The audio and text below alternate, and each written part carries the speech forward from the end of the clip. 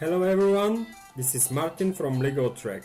Today I'm going to show you our new customization that we have developed, and it is about saving pro bono as non-billable option.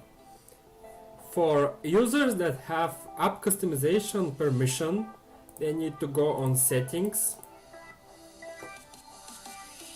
App Customization, and in General there is a checkbox Save Pro Bono as Non-Billable. Click on Save, and now if you go and add new time entry as Pro Bono,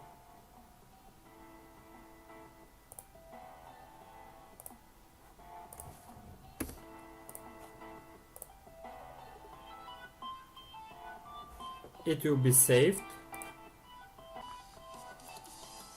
as non-billable. This will be the same for all new entries as pro bono. They will be saved as non-billable. We hope that this will be useful for you. Thank you very much for watching.